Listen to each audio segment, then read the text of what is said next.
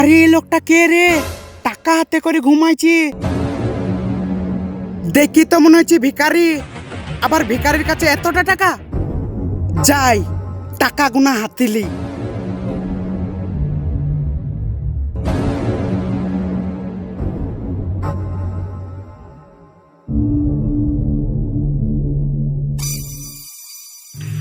ও বাবা, ঘুমি ষাট। এই সুযোগ, টাকা কটা মেয়েদি। এতগুলা টাকা কেউ হাতছাড়া করে?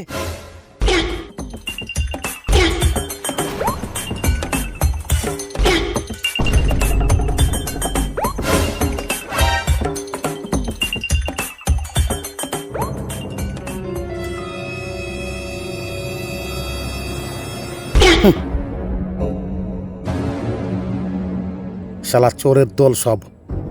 পকেট শুধু চেক করল না, এত বোকা চোর। আবার এই দেশে কটি চোর আছে দেখি।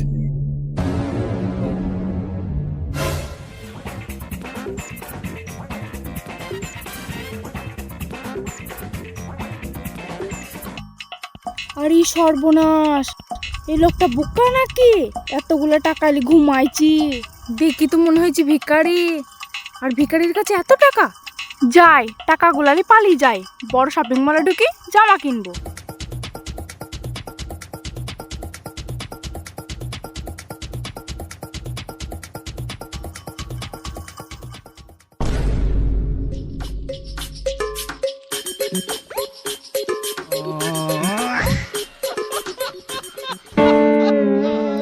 ও বাবা, ঘুমিয়ে আছে না মরি গেছে?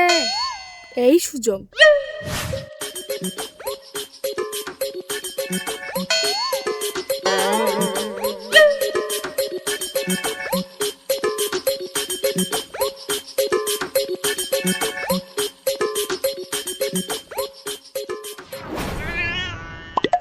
এই বাপের বিটি আবার কেমন চোর!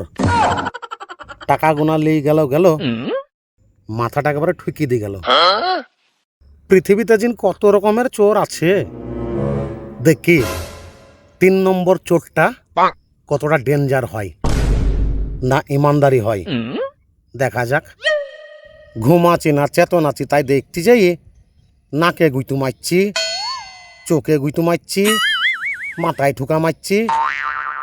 কত রকম চোরের নিয়ম আছে।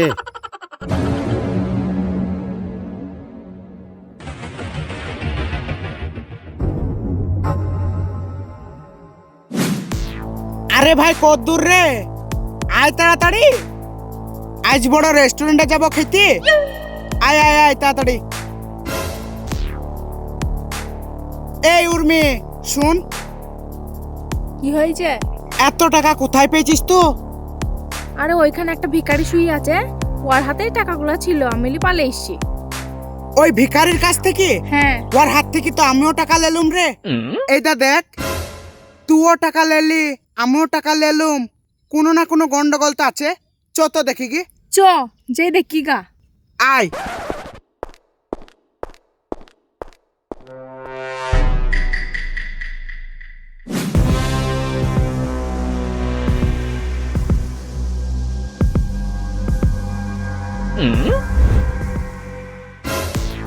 আরে এই লোকটা তো টাকা হাতে করে ঘুমাইছে।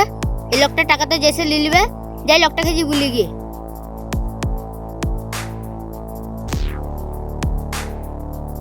এগো লোকটা, এগো লোকটা উঠো, এগো লোকটা উঠো।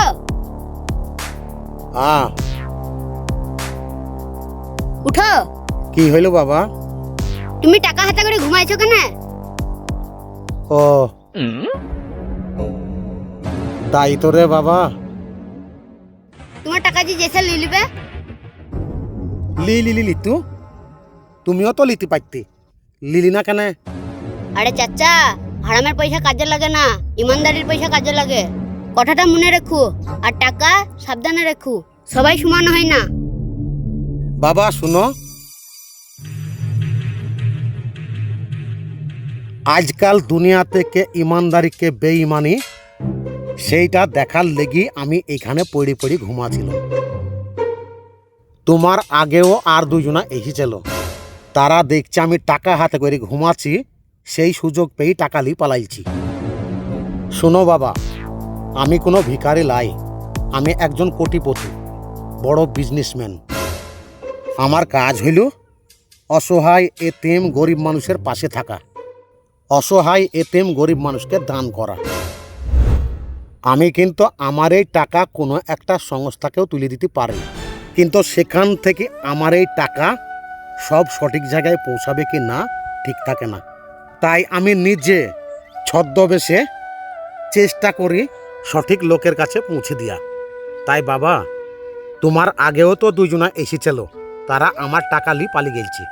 তারা কিন্তু সঠিক প্রাপ্য লোক লাই, তাদের পয়সা আছে, তারা ভালো ঘরের ছেলে, ড্রেস পোশাক দেখি যা বুঝতে পেরেছি।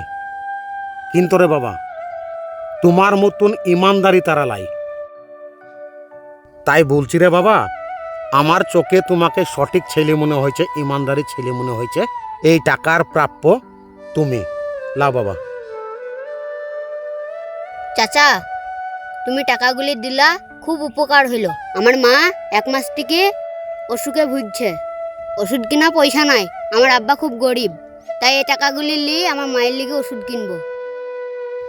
ঠিক আছে বাবা, যাও তোমার মায়ের লেগে ওষুধ কিনো গা, আর মাকে ভালোভাবে দেখাশোনা করবা, ঠিক আছে? আর জীবনে যতদিন বেঁচে থাকবা নিজের ইমানকে এইভাবেই শক্ত রাখার চেষ্টা করবা। আর যে নিজের ইমান শক্ত রেখে চলে তাকে উপরওয়ালা বহুত দেয়, তোমাকেও একদিন বহুত দিবে। যা বাবা, আমি দোয়া করছি, যাও। আমার মাকেও বলবো তোমার লিগে দোয়া করতে। আলহামদুলিল্লাহ। চাচা, আপনি এখানে ঘুমাচ্ছিলেন দেখি, আমি এই টাকাগুলো আপনার হাত থেকে নিয়ে চলে গেছিলাম, আপনি আমাকে ক্ষমা করে দেন। এলেন আপনার টাকা।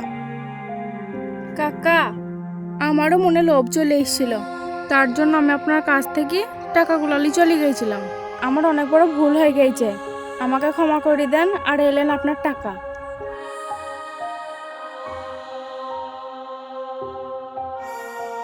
দেখো মা, লোভ সব মানুষের ভিতরেই থাকে, কিন্তু চিন্তা করতে হয় লোভ না করলে তার কতটা লাভ হবে। ঠিক আছে, লাও, ওসব বাদ দাও। তোমরা নিজের ভুল বুঝতে পেরেছ, তারপরে আমার কাছে এসেছ, সেই খুশিতে এই টাকা তোমাদেরকে আমি দিচ্ছি, মিষ্টি খাবা, এই লাও।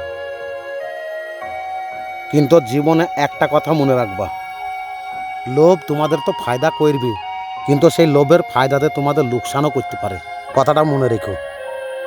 ঠিক আছে, যাও।